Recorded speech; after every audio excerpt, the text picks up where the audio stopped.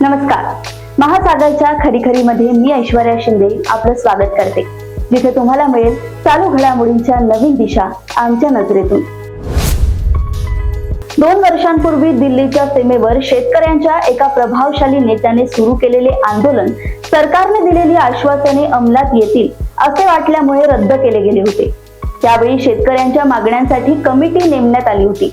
या कमिटीच्या 3 डझनांहून जास्त बैठकी पार पडल्या, परंतु त्यातून काहीही निष्पन्न झाले नाही. शेतकऱ्यांच्या हातात काही पडले नाही. आता शेतकऱ्यांच्या दुसऱ्या प्रभावशाली गटाने चलो दिल्ली असा नारा देऊन पुन्हा आंदोलन सुरू केले आहे. त्यांच्या नवीन मागण्या नव्हत्या.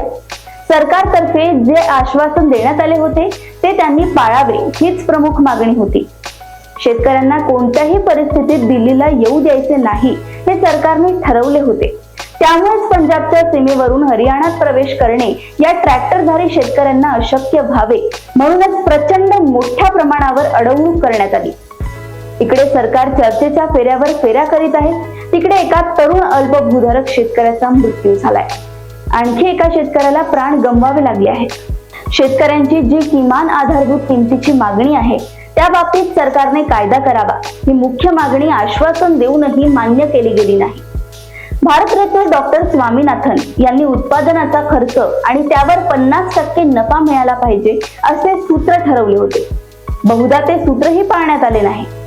शेतकऱ्यांची दुसरी मागणी कर्जमाफीची होती. शेतकऱ्यांनाही निवृत्ती वेतन मिळावे यासारख्या आणखी काही मागण्या होत्या. पण आम्ही आधीच म्हटल्याप्रमाणे नियुक्त झालेल्या कमिटीने काहीच केले नाही.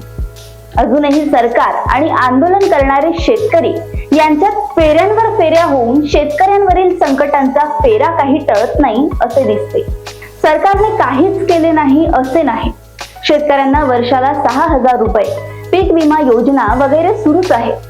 पण महत्वाचा मुद्दा म्हणजे आधारभूत किमतीचा कायदा अजून तरी सरकारला बहुधा मान्य नाही. सरकार दरवर्षी किमान आधारभूत भाव जाहीर करते. जवळजवळ 23 उत्पादनांचा किमान भाव जाहीर करण्यात येतो. यात गहू, बाजरी, ज्वारी, मका, तांदूळ, नाचणी, चणा, उडीद, मूग, मसूर, शेंगदाणा, सूर्यफूल, सोयाबीन, मोहरी, तीळ तसेच कापूस, जूट, खोबरे, ऊस यासाठी किमान आधारभूत किमती जाहीर करण्यात येतात.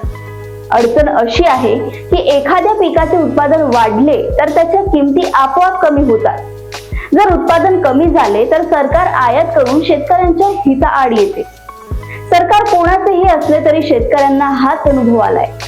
आता सरकारने आधारभूत किमती जाहीर केल्या तरी कमी किमतीत अदाणी सारखे दानी बिचाऱ्या अडाणी शेतकऱ्यांपासून वाटेल त्या भावाने माल खरेदी करू शकतात. इथेच शेतकऱ्यांचे हित बाधित होते. सरकारने याबाबत निर्णय घ्यायला पाहिजे असे शेतकऱ्यांना वाटते.